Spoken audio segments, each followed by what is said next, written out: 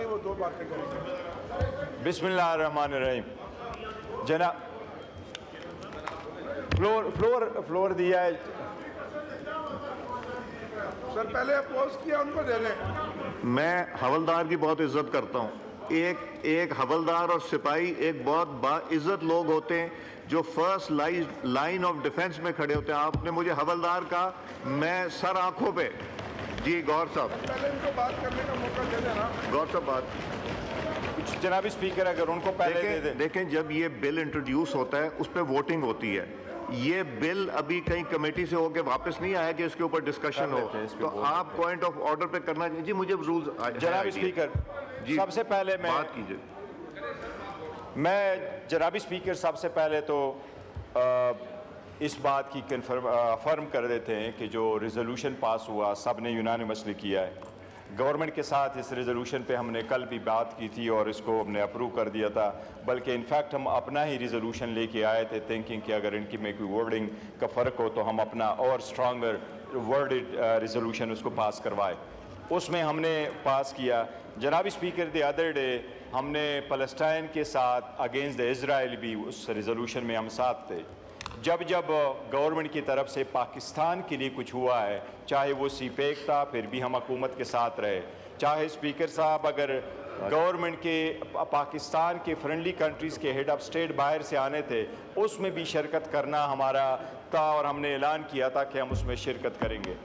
जनाब deputy speaker साहब, मैं ये अर्ज़ करूँ, सबसे पहले जो पॉइंट ऑफ ऑर्डर थे, जिस तरीके से कानून साजी हो रही है, इस पार्लियामान को नहीं, पार्लियामान सुप्रीम है और हम चाहते हैं कि सुप्रीम हो। बावजूद इसके कि इसमें बैठे हुए लोगों पे स्ट्रांग रिजर्वेशन है हमारी, लेकिन इस हुकूमत की एक शेवारा है, ये 9वीं लेजिस्लेशन हो रही है इस पार्लियामेंट में। 8वां सेशन है, इसमें ये 9वीं लेजिस्लेशन हो रही है। ईच एंड एवरी टाइम जब लेजिस्लेशन होती हैं तो आप रूल को सस्पेंड करवाते हैं। आप वन गो में सारी की सारी रिपोर्टें रखवाते हैं, वन गो में पूरा बुल रखवाते हैं और उस पर कभी भी कोई डिस्कशन हुए बगैर आप उसको पास करवा देते हैं। ये इस हुकूमत के मेंबरान से भी पूछे, इनके मेंबरान को भी नहीं पता होता कि ये कौन सी लेजिस्लेशन हो रही है। जनाब स्पीकर, ये जो लेजिस्लेशन हो रही है ये न सिर्फ रूल्स के ख़िलाफ़ है और न सिर्फ ये कानून के ख़िलाफ़ है, बल्कि ये सरीहन आईन के ख़िलाफ़ कानून साजी हो रही है। सबसे पहली बात तो ये कि ये सारी की सारी कोशिश सिर्फ यही है, जिस तरीके से फॉर्म 47 को चेंज करके इन्होंने अपनी हुकूमत बना ली है, इसी तरीके से इस मरतबा ये कोशिश कर रहे हैं कि रिज़र्व सीट्स वमेन की और माइनॉरिटी के सीट इनको ले लें। जनाब स्पीकर, 78 सीटें थी हमारी, 78 सीट में 67 सीटें हैं वमेन की और उसमें हैं 11 सीट्स माइनॉरिटी की। जनाब डिप्टी स्पीकर साहब, उसके लिए हमने 4 एप्लीकेशनें इलेक्शन कमीशन में भिजवाई थी। कानून के मुताबिक हुआ ये था कि जिस वक्त नॉमिनेशन पेपर हमने फाइल किए, वो नॉमिनेशन पेपर के साथ फॉर्म 33 आया। फॉर्म 33 में लिखा हुआ था कि ये सारे कैंडिडेट पाकिस्तान तहरीक इंसाफ के थे। वो सुप्रीम कोर्ट के रिकॉर्ड में मौजूद है। वो जिस वक्त हमने सारे के सारे कैंडिडेट ने अनाउंस किया, नॉमिनेशन पेपर फाइल कर लिए, डिप्टी स्पीकर साहब, उसके बाद एक साजिश के तहत पाकिस्तान तहरीक इंसाफ से निशान लिया गया और सारे कैंडिडेट को आज़ाद निशानात अलाट किए गए। इसके बावजूद कि हरवाने की कोशिश की गई, लेकिन अल्हम्दुलिल्लाह पाकिस्तान तहरीक इंसाफ 2/3 मेजॉरिटी के साथ जीत चुकी है 145 के मुताबिक। वो जो फैक्ट्स एंड फिगर हमने आज तक दिए हैं, इनमें से किसी एक एमएनए ने उसकी तरदीद नहीं की।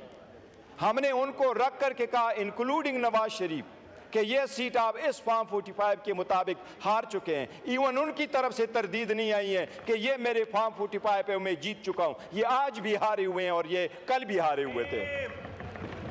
जो रिजर्व सीटें हमारी आई, जनाब स्पीकर, रूल अप्लाई यही है, सुप्रीमेसी ऑफ पार्लियामेंट यही है, जमहूरी अक़दार यही है कि तस्वीर का एक तरीक़ाकार है।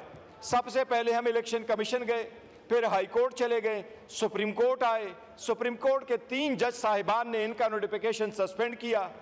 13 जज साहिबान सुप्रीम कोर्ट के बैठ गए। 11 जज साहिबान ने अपने राय दी। उन्होंने यूनानिमसली ये होल्ड किया कि पाकिस्तान तहरीक इंसाफ पॉलिटिकल पार्टी थी, है और रहेगी। वो सुप्रीम कोर्ट ने यह भी होल्ड किया कि हम ही एंटाइटल थे उन सारे सीटों के। और तस्वीर का तरीक़ेकार यही है कि एक मरतबा सुप्रीम कोर्ट ने कह दिया सो वो फाइनल वर्ड है। ये पार्लिमान सुप्रीम ज़रूर है, लेकिन कॉन्स्टिट्यूशन की इंटरप्रिटेशन करना सुप्रीम कोर्ट का दायरा इख्तियार है। अगर सुप्रीम कोर्ट ने आइन का इंटरप्रिटेशन कर लिया, वो फाइनल वर्ड है। ये पार्लिमान उस इंटरप्रिटेशन को सेट असाइड नहीं कर सकती। कानून साजी आप कर सकते हैं। इसमें जनाबी स्पीकर एक नया कानून साजी करके इलीगल अनकॉन्स्टिट्यूशनल जो हम फ्लोर पे ऐलान करते हैं, इंशाअल्लाह ताला ये हम चैलेंज करेंगे और ये चैलेंज इंशाअल्लाह सुप्रीम कोर्ट से डिसाइड करेगी। आपने हमसे निशान लिया सोचते हुए कि लोग भूल जाएंगे। लोग नहीं भूले, वो लोगों में शरीयत कर बैठा है। कल आपने हवाम की जमे गफीर देख लिया है। हुकूमत के लिए निशान अबरत बनेगा। ये अगर चाहिए तो इनको चाहिए बेहतर है शहबाज शरीफ आज से फोन कर ले हसीना वाजिद को, तरीका सुन ले, फोन करके रास्ता पूछ ले जाना फिर किस तरीके से। अवाम के हकूक पे डाका डालने वालों का यही हक होता है।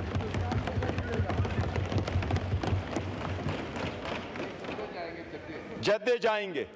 जनाबी स्पीकर, आप कानून साजी कर रहे हैं। इब्तिदा इसकी ये है कि ये शुरू होगा 2017 से। इसको आप रेट्रोस्पेक्टिव देते हैं, रेट्रोस्पेक्टिव इफेक्ट आप देते हैं कि ये इम्पैक्ट होगा 2017 से, और आप सुप्रीम कोर्ट की जजमेंट और डिक्री को सेट असाइड करने की कोशिश कर रहे हैं इस ऑर्डर के थ्रू। ये औरतें और माइनॉरिटी हमारा हक है। इसमें 3 चीज़ें उन्होंने रखी है कि डिक्लेरेशन अगर किसी ने दी है, जनाबी स्पीकर इतने उजलत में इन्होंने ये अमेंडमेंट पास कर दी है, आप दोनों साथ रखे, आपका वजीर कानून यहाँ बैठा हुआ है, इन दोनों चीज़ों में जनाबी स्पीकर आपकी तवज्जो मबजूल कराऊंगा। सिर्फ इनसे पूछ ले कि आपकी वर्डिंग में भी गलती है। ये वर्डिंग आपने कैसे रखी है? ये वर्डिंग में आपने 2 प्रोवाइजो डाले कि 1 प्रोवाइजो डाला है। अपने आईन को देखे, ये किसके कहने पे आप कर रहे हैं कानून साजी? ये आपका 1 प्रोवाइजो है कि 2? आईन का आर्टिकल 51 कहता है हर इंडिपेंडेंट कैंडिडेट के पास 3 दिन का टाइम है, जिस पॉलिटिकल पार्टी को ज्वाइन करना चाहे वो कर दे। आपने इस्लाम में लिखा कि आइंदा कोई वो नहीं ज्वाइन कर सकता। क्या आप कॉन्स्टिट्यूशन को सुपरसीड कर सकते हैं थ्रू लेजिस्लेशन? ये आपने इस एक्ट में करवाया। आप इस एक्ट में ये करवा रहे हैं, आपने अमेंडमेंट ये करवाई, फिर दूसरी अमेंडमेंट ये करवा रहे हैं। इरिवर्सिबल लिखा हुआ था पहले, अभी आपने इसमें रखा इरिवर्स भी रखा कि नॉट बी सब्सटीट्यूटेड और विड्रॉन। आपने काश सुप्रीम कोर्ट की जजमेंट का ऑर्डर पढ़ चुके होते तो कभी यह लेजिस्लेशन ना करते। उन्होंने 2 अलग अलग लॉ डिक्लेयर किए थे। एक लॉ डिक्लेयर किया पॉलिटिकल पार्टीज का और दूसरा डिक्लेयर किया कैंडिडेट्स का। उनका आर्टिकल 17 है, वो जिस पार्टी को ज्वाइन करना चाहे उनका राइट है, उस पर कहाँ की कतगन आप लगा सकते हैं। ये सारी गैर आईनी और गैर कानूनी और रूल्स के अगेंस्ट लेजिस्लेशन है, हम इसकी मजम्मत करते हैं। जनाब स्पीकर, आपकी आईनी जिम्मेदारी है, आप कानून साजी की इजाज़त देते हैं। क्या कोई बंदा फ्लोर ऑफ द हाउस पे कोई M&A मांगे, क्या उसका ये राइट है कि ऐसे लेजिस्लेशन के बिल प्रेजेंट करे जो आईन से मुतसादम हो? क्या एक दिन में आपने इसको पार्लिमानी पार्ट कमेटी में भेजा? क्या ये बिल आपने लॉ एंड जस्टिस कमेटी को भेजा है? आपने लॉ एंड जस्टिस कमेटी को नहीं भेजा। आपने इतनी उजलत किस बात की है? आपने वो अमेंडमेंट यहाँ से शेयर की। आप हम तो अपोजिशन है, हमें तो आप टाइम ही नहीं देते। लेकिन इनसे पूछे, इनके किसी MPA से अभी M&A से आज पूछ ले, उनको कहो उसमें क्या मौजूद था। ये नावाके पे इनको भी नहीं पता।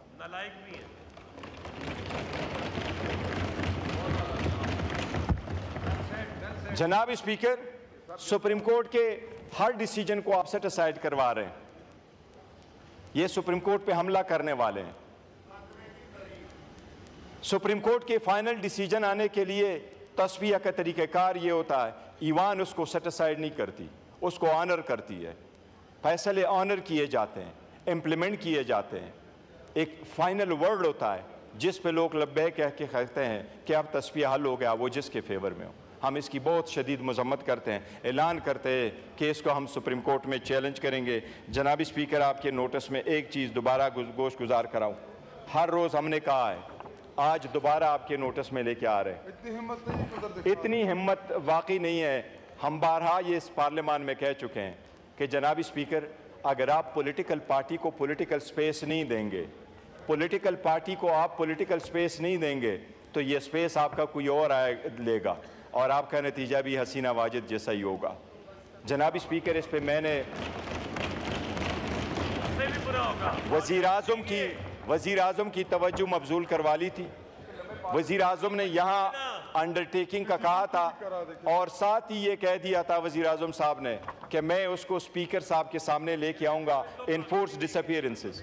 जनाब स्पीकर साहब, आपसे हमारी ये तवक्को है, आप कस्टोडियन ऑफ द हाउस है, आप चेयर हैं, हम हमेशा आपका रिगार्ड करते हैं, आपको ज़्यादा प्रोटेक्ट और डिफेंड करने की कोशिश करते हैं। हम आपसे मुतालबा करते हैं कि जितने भी हमारे इन्फोर्स डिसअपीयरेंस है इस पार्लियामान में, हमारे कल एक भाई की शहादत की डेथ हुई है, मुमताज़ मुस्तफ़ा साहब, इस पूरे हाउस को हमेशा से ये दुख रहेगा, वो अपने घर में नहीं मर सका, वो घर जाना चाह रहा था लेकिन इस बर्बरियत की वजह से घर नहीं जा सका। आपको आवाज़ देना होगा। आपके नोटिस में हम लेके आए थे, आपने गाउन पहना हुआ है, इस ईवान में गाउन पहने के वक्त आपने इस ईवान पे इस आईन का हलफ उठाया था। हम हमेशा आपको हलफ याद कराते हैं जनाब स्पीकर, आपको हलफ याद कराते हैं। ये हलफ हम आपको याद कराते हैं जनाब स्पीकर। आप हमारे इतनी स्पीकर है जितना इनके स्पीकर है, आप यूनाइटेड स्पीकर हैं। हम आपको ये हलफ याद कराते हैं, हमारे मेंबर की डेथ यहाँ क्यों हुई, वो अपने घर क्यों नहीं जा सका।